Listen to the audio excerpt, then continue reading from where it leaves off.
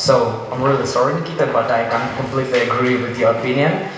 Because, as we already mentioned, theater is an elite type of art, and when people go there, they understand what they're going for. And special effects just hide the lack of idea. And for example, not so long ago, we went to the theater with our teacher, Lyubov Grigorina.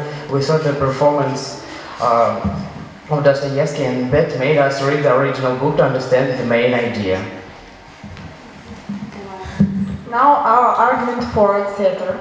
My friends and me are real theater goers, and we go to the theater many times a year. We're sure it's a really good way for our spiritual self-development. The last performance we watched was Evgeny Onegin in the Vachtank Theater. We were deeply impressed by the interpretation of the Pushkin, and we're sure it will come back.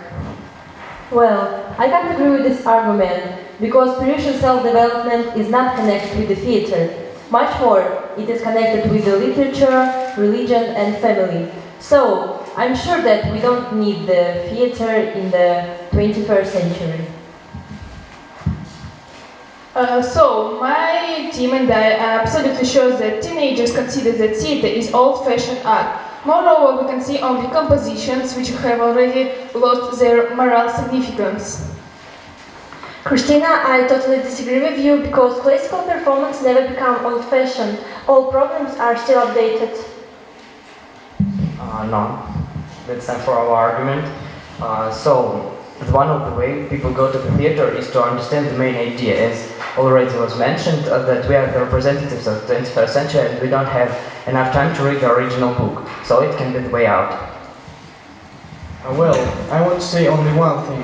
Why should we go to the theater and spend a lot of time on the road when we just have the opportunity to watch recorded versions of theater performances online or read brief context of it? For example, we can read War and Peace in only 10 minutes. I would only like to present our last argument. And all of us have watched the Oscar-winning film Moscow Doesn't Believe in Tears, and we do remember the words of one of the main characters. He says that in 20 years there will be no cinemas, no theater, no books, only TV. And my team and I, we do agree with this point of view. But we also would like to underline that now internet is also gaining its popularity and it's becoming more and more important, even more important than TV itself. And I'm totally sure that we don't need theater in the 21st century. Okay, but I'd like to underline that since moments not only 20 years but already 40 years have passed and we still are really interested in theater, we are waiting for getting a ticket. So I'm totally sure that we need it, and we will need theater for 40 years more. It was a good argument. So now we want to ask our jury, Tatiana Viktorovna and Maya Vyacheslavoovna, did we need the theater nowadays? And please tell us this on Russian. We need to understand everything. Dear friends, a special feature of school is that we learn 2 foreign languages, not only English but also Chinese. And to understand the Chinese culture and its connections with Russia better, we would like to present you a very interesting performance based on the very famous Chinese legend, the Silk Road. 我们学汉语也学英语，为了更理解俄罗斯和中国中间的关系，我们给你们表演一个古代故事。 Уважаемые учителя, родители и учащиеся, дорогие друзья, канун праздника весны, праздника, который отмечает Китайская Народная Республика и все люди, изучающие китайский язык и китайскую культуру, мы хотим представить вашему вниманию сцену, посвященную дружбе и взаимопомощи народов России и Китая. 各位老师、父母、同学们，春节快要到了，人民共和国学汉语和中国文化的人，大家都准备过节日，所以我们也给你们准备关于中国和俄罗斯的表演。Давно это было, и много воды утекло с тех пор в могучий Хуанхэ. По Китаю, к Средиземному морю, шли караваны, груженные шелком, чаем и драгоценностями. Длинен и труден был этот путь. Один из немногих смельчаков, решивший его пройти, был великий на весь слоян купец Ван Ли. Никто не смог сравниться с ним в достатке. Но случилось так, что Ван Ли очень тяжело заболел. Его работники сбились с ног, как ему помочь. Но у них не было подходящих лекарств. Как вдруг... Здорово, мужики, чего приуныли? Или беда какая приключилась? 我们听不懂您说的话。你们是从天下来的吗？我真的很高兴，我从来没跟中国人说过话。你们怎么了吗？我们所敬爱的老板王李先生生病了，大锅巴活不过早上了。让我看看吧。我是看看能不能帮助你们的忙。我有一个很好的处方，能治百病。我准备一下汤药。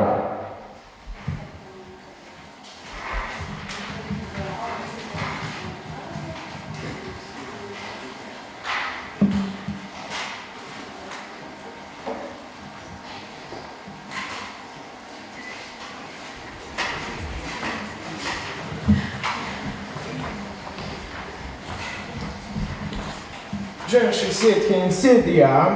给我们来茶吧。你叫什么名字？我叫Прохор Дорофеев，来自大挪头克罗的。我听说了有一个不得了的路，这条路上从远方国家运送来不同的珍宝，我也想碰碰运气。老兄，你们往哪儿去？我是洛阳商人王丽，我要把丝绸运到西方去卖。请问你从哪儿学会我们的话呢？我的家乡，我有一位义诊，他会很多外语，我请他教我汉语。亲爱的万里先生，你在出发前往这里遇到听说了这么美的药呢？路程上什么事情都可能会发生。亲爱的朋友，无事不效怪物，请允许我用当真来比喻吧。战场上两组对峙相持不下，但是一定会有胜负。被打败的士兵有其中有的人逃了50步就停下来了，有的人逃了100步也停下来了。这时候逃了50步的人，100步的人，您说这样对不对？当然不对，我明白了你的意思。好吧，我们要走了，1路书分。1路书分。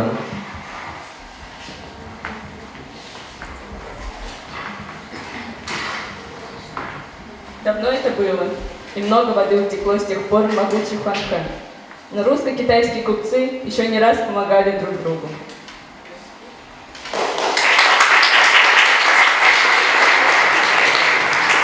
So, and now we will see a very interesting presentation. The matter is the pupils of the 10th class is here shown us the presentation of the project in English. The project is very interesting. It's dedicated to the relationship of two great powers, Great Britain and Russia. Starting with the 16th century and up to the 21st centuries. And we want to know who we are, enemies, competitors, partners, on who.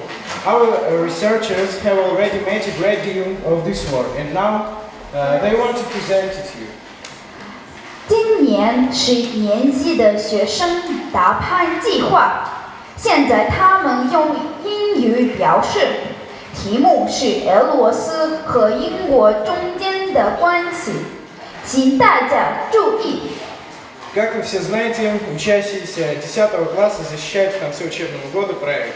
В этом году наши десятиклассники решили защищать проект на английском языке. Они выбрали такую интересную тему отношения двух держав, Россия и Великобритания в 16-21 веках.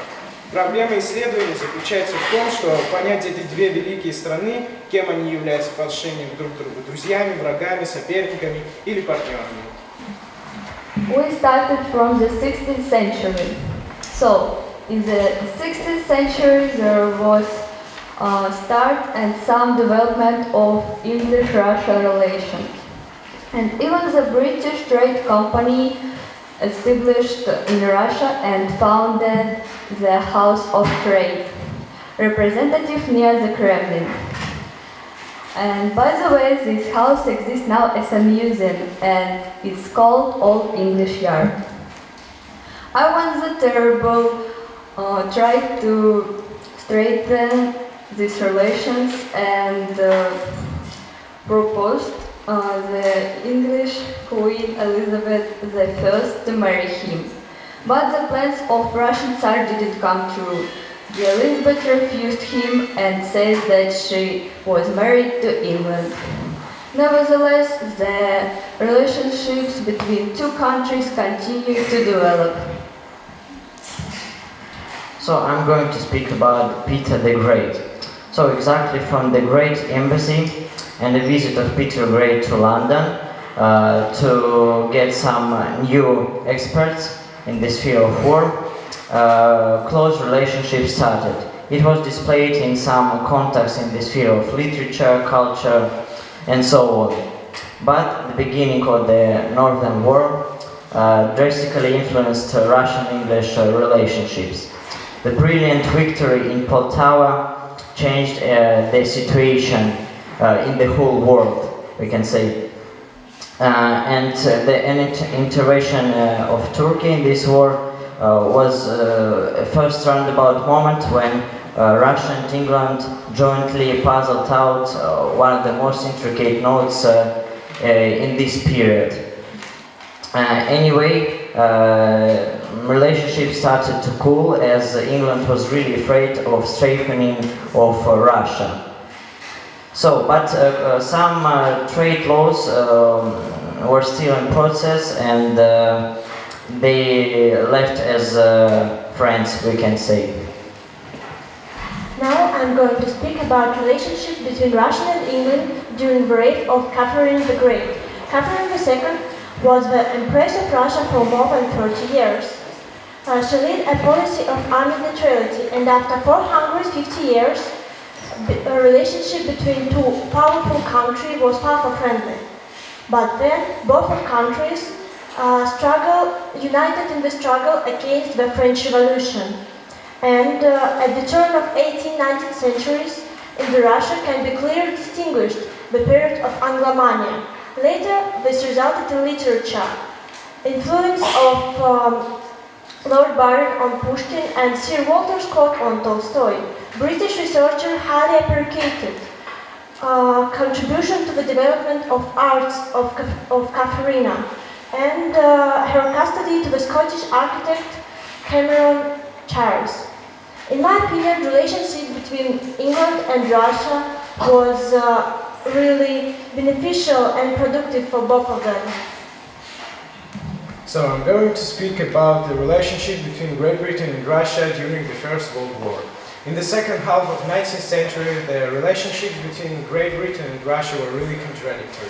But the aggressive colonial policy of Germany and its press towards world made them solve some of these issues, and they formed alliance in answer to the union of Germany, the monarchy and Italy. In August 1914, the First World War started, and it was the war for the repetition of the war. England and Russia were allies, and even Union military agreement were signed in September 1914. Russian troops were fighting in the Eastern Front, and the British troops were fighting on the Western Front. But Russia gave its assistance to France and Great Britain.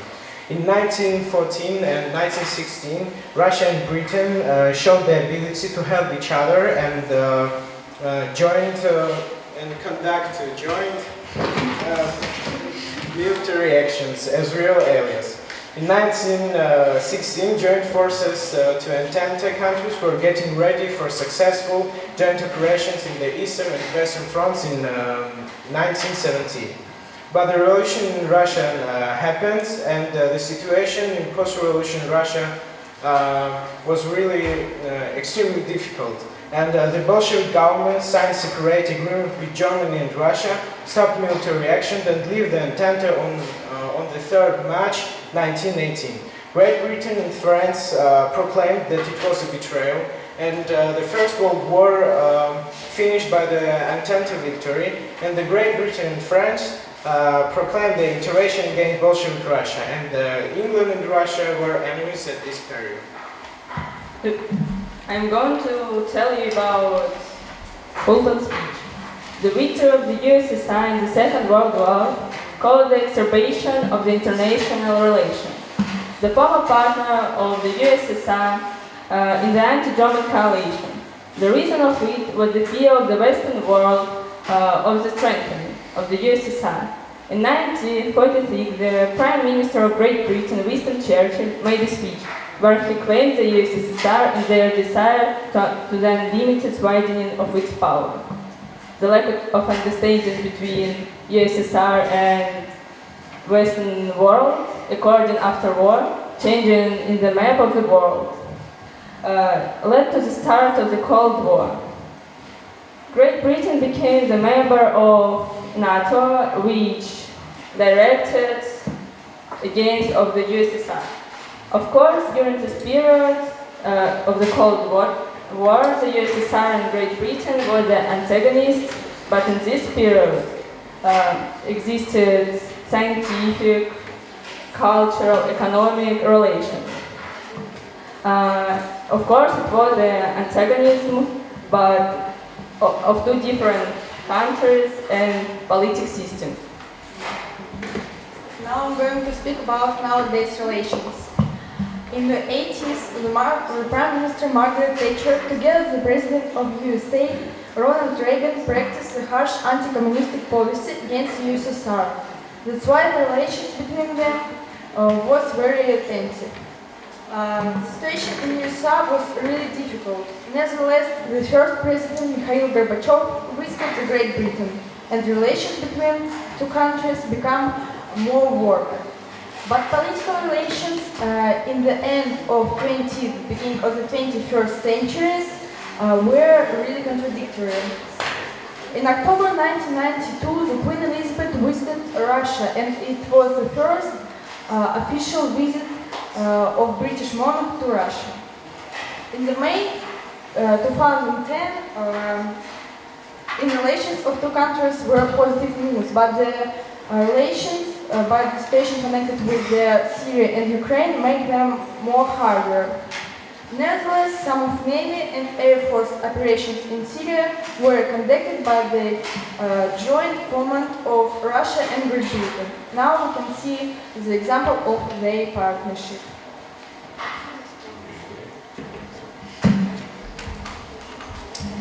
So, to sum up, I'd like to say a quotation of Alexander the Bird, that the best Russian friends are our strong, powerful army and navy.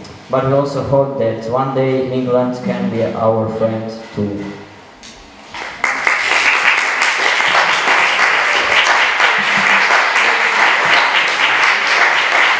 And the last, but not the least point of our great festival is our traditional poetry contest. We decided not to follow some definite topic, simply there are real poetry lovers in our school and they want to recite for you some really amazing poems. 最后，我们同写给你们读最漂亮的诗歌。 Then hate me when the world is ever. Now while the world is bent my deeds to cross. Journey of the spite of fortune, make me bow, and do not drop a far enough to loss. Do not, when my heart have escaped the sorrow, come on the river of the canted woe. Give not a windy night, a rainy morrow, to linger out a purpose overthrow.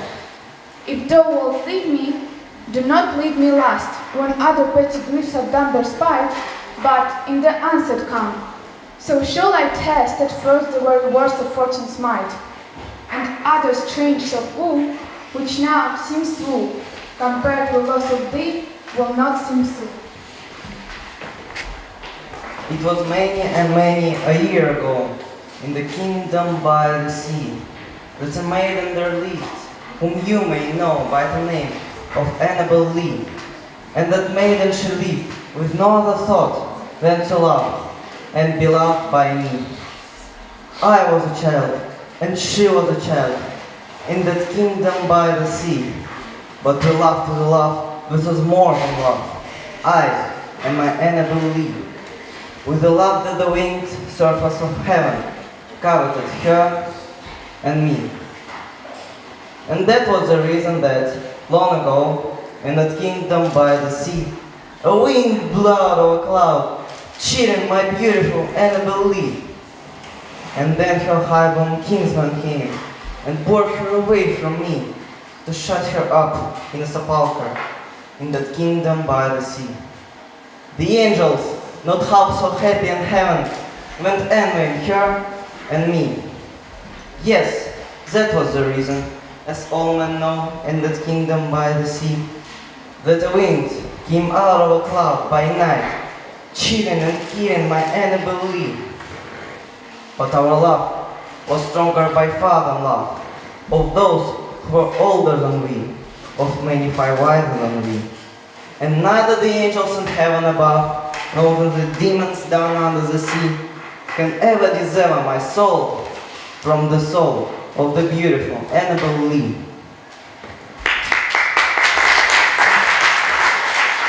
She walks in beauty, like the night, of cloudless climes and starry skies, and all that burst of dark and bright within her aspect, in her eyes, the smell of the tender light which waves in every gaudy day and eyes, one shade more, one ray the less, had half impaired the endless graces of the lightness on her face where thoughts serenely would express. How dear, how pure, the dwelling place.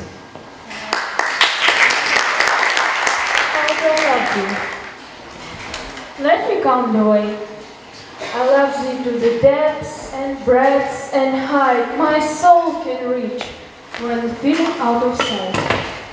For the ends of being in age of grace, I love thee for the level of every day's most quiet need by sun and candlelight. I love thee freely as men strive for right. I love thee purely as they turn from prize. I love thee with a passion put to use in my own griefs and with my childhood's flesh.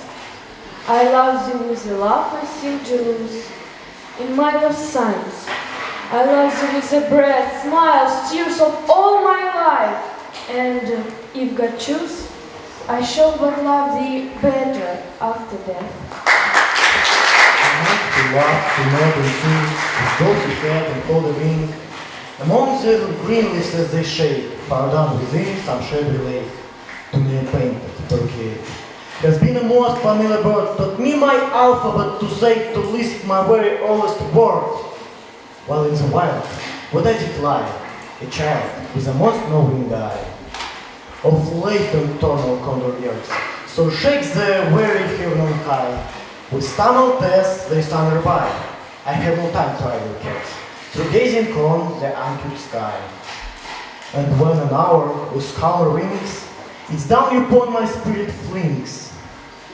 That little time with lyre and rhyme, to while away forbidden things, my heart would feel to be a crime, unless it trembled with the strings.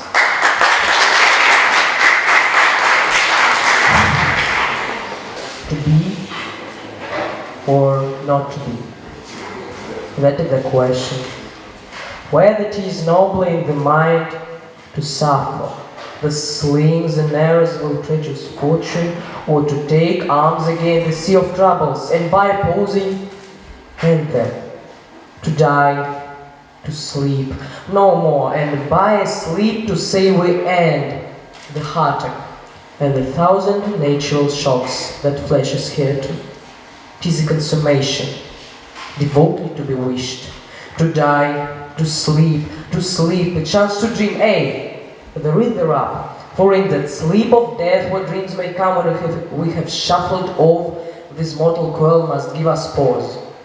There is the respect that makes calamity of so long life.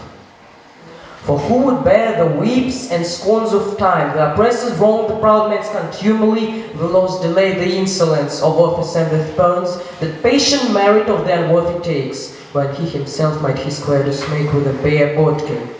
Who would fathers bear to grant and sweat under a weary life, but that, the dread of something after death?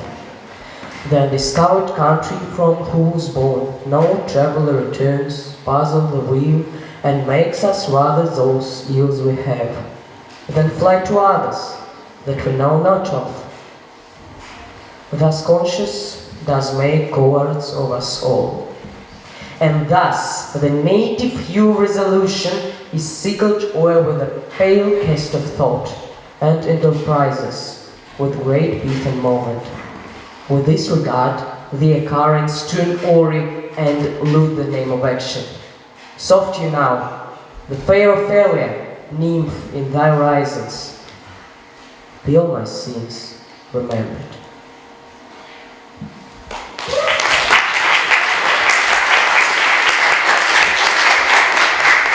People have know about you, are losing theirs and blaming it on you. If you can trust yourself and all men doubt you, but make allowance for their doubting too. If you can wait and not be tired by waiting, or being lied about, don't deal in lies, or being hated, don't give way to hating, and yet don't look too good nor talk too wise.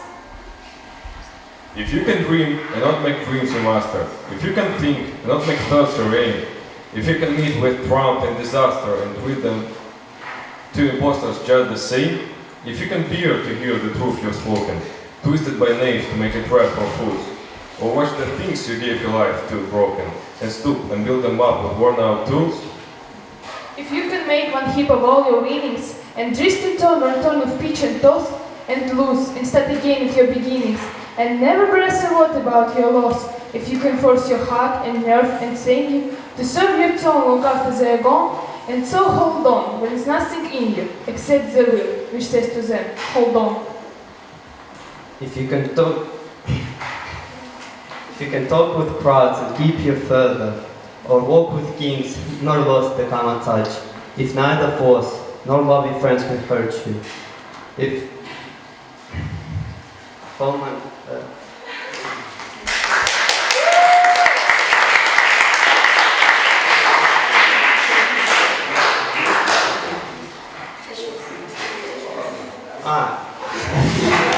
if you can feel the unforgiving minutes of 60 seconds worth of distance run, yours in the earth and everything that's in it, and what is more, you'll be a man, my son. О, если ты покоен, не растерян, когда теряют головы вокруг, и если ты себе остался верен, когда в тебя не верит лучший друг, и если ждать умеешь без волнения, не станешь злобен, став для всех мишенью, но и святым себя не назовешь. Если ты своей владеешь страстью, а не тобою властвует она, и будешь тверд в удаче и счастье, которым в сущности цена одна. И если ты готов к тому, что слово твое в ловушку превращает плут, и, потерпев крушение, сможешь снова, без прежних сил, возобновить свой труд. И если ты способен все, что стало тебе привычным, выложить на стол, все проиграть, и вновь начать сначала, не пожалев того, что приобрел. И если сможешь сердце, нервы, жилы так завести, чтобы вперед нестись, когда с годами изменяют силы, и только воля говорит «держись». И если можешь быть в толпе собою, при короле с народом связь хранить, и, уважая мнение любой главы, перед молвою не клонить, и если можешь мерить расстояние секундами, пускаясь в дальний бег, земля твое, мой мальчик, достояние, и более того, ты человек.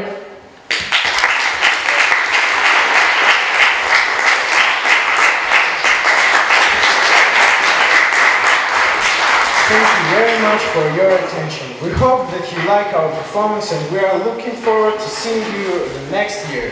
谢谢大家，希望你们喜欢我们的表演。再见。 Спасибо большое за внимание. Надеемся, что вам понравилось и что в следующем году тоже придете.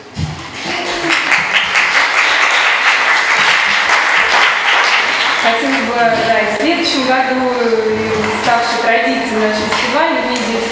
К сожалению, с 11 классом мы, наверное, уже не увидимся, да, но я надеюсь, они передадут эстафету уже там 8 класс, 7, 6, у нас вообще замечательные, талантливые дети, вот знаете, прям, ну, так приятно вас смотреть, когда вы и на ковре, красавцы, и в английском, и в китайском. Я понимаю, что по литературе, наверное, вам мало задаю стихов. Вы такие отрывки на английском и китайском учите, на русском просто уже Евгений Онегин полностью можете учить. Вы большие молодцы, и очень здорово, что вот такие мероприятия вас развивают, вам дают себя почувствовать в разных ролях и обогатиться духовно и интеллектуально. Большое спасибо и благодарю